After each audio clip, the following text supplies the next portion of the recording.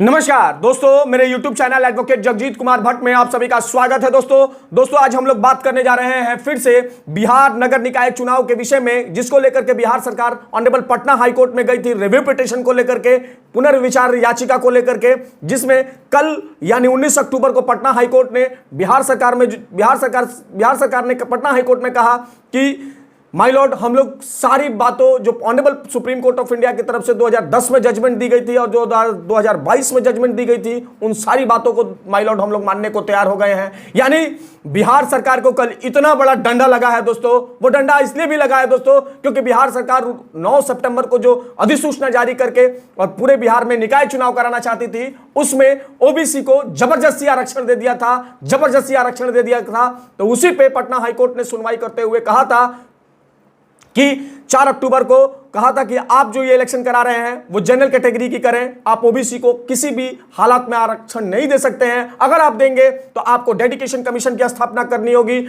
आपको empirical data जुटाना होगा, आपको ट्रिपल टेस्ट को क्वालिफाई करना होगा और आपको 50% से ज्यादा आरक्षण नहीं देना होगा। There are so many clauses of the Supreme Court of India की तरफ से ये गाइडलाइंस है दोस्तों, लेकिन बिहार सरकार इसे बाईपास कर गई थी। तो पटना हाईकोर्ट ने कहा था कि आप इसे रीनोटिफाई करें। बाद में पहले बिहार सरकार बोली 9 अक्टूबर को कि हम जो है सुप्रीम कोर्ट ऑफ इंडिया जाएंगे।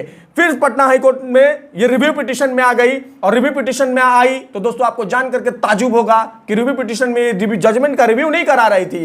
ये कोर्ट से कह रही थी कि माई बाप, हम सारी बात आपकी मानने को तैयार हैं। लेकिन दुर्भाग्य है दोस्तों ऐसे मुख्यमंत्री का और ऐसे अधिकारियों का कि जो सुप्रीम कोर्ट ऑफ इंडिया की गाइडलाइंस को फॉलो नहीं किया और आज लाखों और करोड़ों रुपया का राज्य सरकार का घाटा लगा, लाखों और करोड़ों रुपया का उम्मीदवारों को घाटा लगा और इतना हैरेसमेंट हुआ अधिकारियों का जो जो जिला प्रशासन में काम कर रहे हैं, सबका हैरेसमेंट किया। जानते हैं क्यों दोस्तों? नीतीश कुमार के एक घमंड ने, नीतीश कुमार के एक दम्भी बात को लेकर के कि हम चुनाव करा लेंगे, देखें हमारा कौन क्या कर लेगा। तो देखें नीतीश कुमार जी कि कल किस तरीके से आपके जो लॉयर्स थे वो बिहार सरकार की तरफ से जो पक्ष रख रहे थे वो आपको बचा रहे थे और कह रहे थे कि माई बाप, हम सब आपकी बात मानने को तैयार हो गए हैं। यानी कोर्ट का डंडा पड़ा तो सीधा हो गए, और शायद कोर्ट का डंडा ना पड़ा होता तो सही नहीं हुए होते। सॉरी दोस्तों, अब हम ये बात करने जा रहे हैं कि जजमेंट्स में ऑनरेबल कल पटना हाईकोर्ट ने क्या कहा, वो जानना बड़ा दिलचस्प है। दोस्तों जजमेंट का नाम है दोस्तों in the high court of judicature at Patna civil review number 2440/2022। दोस्तों ये डबल बेंच में था। Honourable chief justice and honourable justice S Kumar, यानी कि justice Sanjay Karol sir and justice S Kumar sir के बेंच में मामला था। और मामले में कोर्ट की सुनवाई करते हुए कोर्ट ने क्या कहा दोस्तों, हम उस पर बात कर लेते हैं। तो कोर्ट में कहा दोस्तों कि the review petition has been preferred for review for the judgments dated 4 October 2022 passed by the DISCO CWJC number 12514/2022 titled Sunil Kumar versus the State of Bihar and others analogous case। यानी जो 4 अक्टूबर को judgements को दिया था honourable Patna high court ने, उसी का review करने के लिए कर रही थी। कोर्ट ने आगे कहा, hear for some times Shri Vikas Singh here senior advocate appearing for the state under instruction for a mister Anand Kishore the principal secretary under urban development and housing department government of Bihar Patna who is present in the court. यानी कि विकास Singh sir जो थे वो Patna high court में बिहार सरकार का वो रख रहे थे, पक्ष रख रहे थे। इसके साथ साथ प्रिंसिपल सेक्रेटरी भी उनके जो हाउसिंग डिपार्टमेंट के थे वो मौजूद थे। उन्होंने कहा present stated that the extremely backward class EBC commission was appointed by the state of Bihar। उन्होंने कहा कि हमने EBC कमीशन की स्थापना कर दी है for also ascending the political backwardness। हम इससे political backwardness का पता कर लेंगे EBC का। The state is willing to confer EBC commission the status of dedication commission।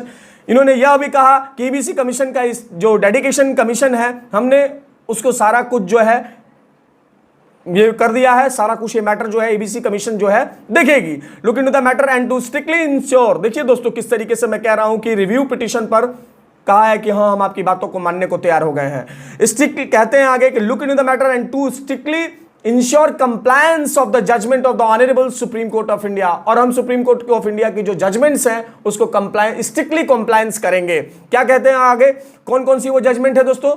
तो जजमेंट है in K Krishnamurthy and others versus Union of India Union of India, Vikas Rao Gawali and Gawali versus State of Maharashtra 2021, Suresh Mahajan versus State of MP 2022, Rahul Ramesh Wagva versus State of Maharashtra 2021, Manmohan Nagar versus State of MP SLP number so and so. यानी कि इन सारी judgements में जो clauses दी गई हैं, जो empirical data जुटाना है, जो 50% से ज्यादा आरक्षण नहीं देना है, जो भी सुप्रीम कोर्ट की तरफ से गाइडलाइन इशू की गई थी, हम उसे मानने को तैयार हैं। अब Shri Dinesh Dwivedi, learned senior council for appearing for the state election commission की तरफ से सर दिनेश द्विवेदी सर थे, और उन्होंने जो कहा, इंस्ट्रक्शन में कहा कि इन्होंने कहा कि states that the state election commission after the receipt of report shall be immediately conduct the election. दोस्तों एक चीज मैं आपको क्लियर करना चाहूंगा, देखिए साफ साफ शब्दों में लिखा गया है कि जैसे ही स्टेट इलेक्शन कमीशन के पास वो रिपोर्ट आ जाएगी, हम जितना जल्दी हो सकता है चुनाव करा लेंगे। कहीं बात की बात नहीं आई है कि दोस्तों कि 2 महीने में चुनाव हो जाएगा तो 3 महीने में चुनाव हो जाएगा, कहीं नहीं है दोस्तों, जजमेंट्स में कहीं नहीं है। मैं यही कह रहा हूं बार बार। पहले देखिए ये चलने लगा था कि हाईकोर्ट ने रोक लगा दी, जबकि हाईकोर्ट ने कहीं रोक नहीं लगाया था। हाईकोर्ट ने कहा था कि रीनोटिफाइंग करें, तो मीडिया में चलने लगा कि हाईकोर्ट ने रोक लगा दिया। अब ये लिखा है कि हम जितना जल्दी, हमें स्टेट इलेक्शन कमीशन की तरफ से कहा गया है कि जितना जल्दी हमें रिपोर्ट मिल जाएगी हम उतना जल्दी इलेक्शन करा लेंगे। और दोस्तों एक चीज और भी क्लियर करना चाहूंगा, कहीं ये बातें नहीं कही है कि ये जो रिपोर्ट होगी वो हाईकोर्ट के पास जाएगी, ये स्टेट इलेक्शन कमीशन के पास बिहार सरकार भेजेगी, न कि हाईकोर्ट के पास भेजेगी। अब उस समय आगे जजमेंट में क्या कहता है दोस्तों, हम वो देख लेते हैं। In view of the aforestated the review petition are not pressed any further. Review petition में पटना हाईकोर्ट कोई फर्दर ऑर्डर नहीं कर रही है। अब रिव्यू पिटीशन को बिहार सरकार ने इस अर्जी को वापस भी ले ली है दोस्तों। It stand clarified there is our judgment in dated 4/10/2022 expression OBC would include EBC. और जो 2022 को ये जजमेंट दी गई थी, उसमें ओबीसी को ईबीसी मान लिया गया है, और उसी पे कमीशन की जो स्थापना की गई है, और उसी कमीशन जो स्थापना की गई है बिहार सरकार की तरफ से, वो 2006 की एक कमीशन है, उसी को ईबीसी कमीशन बना दिया गया है। और जो ये आर्या है इनको जो है उसका बनाया गया है नवीन आर्या जी को इसका चेयरमैन बनाया गया है। दोस्तों एक चीज मैं और भी क्लैरिफिकेशन आप सबका कर दूं। सबसे बड़ी बात है दोस्तों कि जो जो 2 से 3 महीने की बात आ रही थी वो मैंने क्लियर कर दी। वो जितना जल्दी स्टेट इलेक्शन कमीशन को होगा तो वो करेगी। ये सारा का सारा इलेक्शन कराने का जिम्मा बिहार सरकार का है दोस्तों, और किसी का नहीं है। दूसरी बात दोस्तों कि जो एम्पेरिकल डेटा आप तैयार करेंगे, सबसे बड़ा पेच यही फंसता नजर आएगा दोस्तों, जहां तक मेरी अपनी कानूनी समझ है। क्योंकि जो आप एम्पेरिकल डेटा तैयार करेंगे वो 2 या 3 महीने में अगर कर देंगे तो फिर वो चैलेंजेबल हो जाएगी सुप्रीम कोर्ट में। जो अफेक्टेड पार्टी होंगी वो इसे करेंगी जरूर, जहां तक मेरी अपनी कानूनी समझ है दोस्तों। यही एक सबसे बड़ी जो होगी चुनौती होगी बिहार सरकार की दोस्तों, बिहार सरकार की। और एक ये जो बात टाइम फ्रेम मैनर की आई थी दोस्तों, तो 4 अक्टूबर को जो फैसला दिया था पटना हाईकोर्ट ने, उन्होंने ये बात कह दिया था उसी दिन कि जो भारत के संविधान में आर्टिकल 243U है, ड्यूरेशन ऑफ म्युनिसिपैलिटीज की बात कही थी कि आप टाइम फ्रेम मैनर पे ही होना चाहिए चुनाव। अगर ऐसा नहीं होता है तो उसे वायलेशन ऑफ कॉन्स्टिट्यूशन माना जाता है, भारतीय संविधान का उल्लंघन माना जाता है, और ग्रास रूट लेवल तक डेमोक्रेसी सस्टेन करनी चाहिए। अब दूसरा सबसे बड़ा सवाल दोस्तों कि जो डेडिकेशन कमीशन, जो ईबीसी कमीशन को बिहार सरकार सेटअप करेगी, क्या वो honourable Supreme Court of India में चैलेंजेबल होगी? तो निश्चित रूप से, मैंने पूर्व में भी कहा, निश्चित रूप से हो जाएगी। अगर 2 या 3 महीने में अगर सरकार ने इसका एम्पेरिकल डेटा जुटा करके दे दिया तो फिर से अफेक्टेड पार्टी इसके खिलाफ सुप्रीम कोर्ट चली जाएगी और फिर चुनाव रुक जाएगा।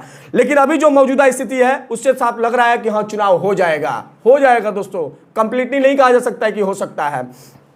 अब तीसरी बात मैं एक सबसे बड़ी आपको बता रहा हूं दोस्तों कि आप ये देखिए कि किस तरीके से इन सारी चीजों का एक व्यक्ति दोषी है, जिसका नाम है हमारे आदरणीय मुख्यमंत्री नीतीश कुमार जी। उनका दम, उनका घमंड की वजह से सारा कुछ हुआ है दोस्तों, बाकी कुछ नहीं हुआ है दोस्तों। दूसरा सवाल मैं इसलिए कह रहा हूं, उम्मीदवारों का है। बार बार मुझे यूट्यूब के माध्यम से लिंक में लिखा, कमेंट बॉक्स में लिखा गया, फेसबुक पे लोग पूछ रहे हैं कि उम्मीदवार कह रहे हैं कि चुनाव कब होगा। तो चुनाव बिहार सरकार जिस समय ये रिपोर्ट एम्पेरिकल डेटा वगैरह जुटा करके दे देगी उस समय हो जाएगा, वो बिहार सरकार को तय करना है। तीसरी चीज दोस्तों कि लोग कह रहे हैं कि हम लोग का इतना पैसा का लॉस हो गया तो अब क्या करें हम लोग। तो इसका एक लाइन का उत्तर है दोस्तों कि इस सब के दोषी नीतीश कुमार हैं। नीतीश कुमार जी पे आप लोग एक इर्रेपरेबल लॉस का केस जो है पटना हाईकोर्ट में फाइल करें, यही एक उपाय है। और नहीं तो फिर आपको मुकदमा ही करना पड़ेगा और बाकी कुछ नहीं होगा। और मैं इस वीडियो के माध्यम से और बिहार में जितने मेरे व्यूअर्स ये देख रहे हैं, मैं उनको कहूंगा, इससे ये पता चलता है कि कितने हम लोग अनपढ़ हैं कि मुख्यमंत्री और इनके अधिकारी मिलकर के सुप्रीम कोर्ट की जजमेंट्स को बाईपास कर रहे हैं। डे वन से दोस्तों मैं बोल रहा हूं, जिस दिन मैं बोला था उस दिन बिहार में ना कोई मीडिया संस्थान बोल रहा था, ना कोई अधिवक्ता बोल रहा था, और ना दोस्तों कोई पॉलिटिकल पार्टी का लीडर बोल रहा था। आज बीजेपी वाले भी बोलने लगे, आज सारे लोग बोलने लगे, लेकिन उस दिन क्यों नहीं बोला आप, जिस समय इसको बाईपास किया गया। आज बीजेपी क्या कहेगी? बीजेपी तो खुद इनके मंत्री अप्रैल में बैठे हुए थे इनके साथ। इसमें मैंने कई बार वीडियो बना दिया है दोस्तों नीतीश कुमार और बिहार इलेक्शन कमीशन की बात जो है 9 सितंबर को जो अधिसूचना जारी की गई थी, ये उस दिन ही ये उनके मनमानेपन का नतीजा है कि ये सारा कुछ हुआ दोस्तों। इतना पैसा, इतना लोगों का लॉस, इतने अधिकारियों को, जिला प्रशासन में इतने अधिकारियों, क्योंकि चुनाव एक जटिल प्रक्रिया होती है दोस्तों, और शायद उन जटिल प्रक्रियाओं को समझ नहीं गए नीतीश कुमार। उनको लगा कि हाँ हम करा लेंगे चुनाव, तो नीतीश कुमार ये भूल गए कि यहाँ पे सुप्रीम कोर्ट ऑफ इंडिया है, यहाँ पे भारत का संविधान है, और यहाँ पे पटना हाईकोर्ट है, और रूल ऑफ लॉ है, और रूल ऑफ लॉ से आप बाहर नहीं जा सकते हैं। और जब कोर्ट का डंडा पड़ा तो आप देख रहे हैं कि किस तरीके से हाईकोर्ट में ये लोग रिव्यू पिटीशन में माफी मांगते नजर आ रहे हैं और कह रहे हैं कि माय लॉर्ड हम लोग सब कुछ करा लेंगे। तो कराना तो सर पड़ेगा ही ना, क्योंकि रूल ऑफ लॉ से इस कंट्री में कोई बड़ा नहीं है, कोई बड़ा नहीं है दोस्तों। बिहार सरकार को शायद ये बातें नहीं समझ में आई होती अगर सुप्रीम कोर्ट का डंडा नहीं चला होता तो। बाकी आप दोस्तों अपनी ये वीडियो कैसी लगी आपको, आप अपनी कमेंट बॉक्स में राय जरूर दें। देखते रहे मेरा यूट्यूब चैनल दोस्तों, शेयर करें, सब्सक्राइब करें, लाइक करें मेरे यूट्यूब चैनल को दोस्तों। धन्यवाद दोस्तों, धन्यवाद।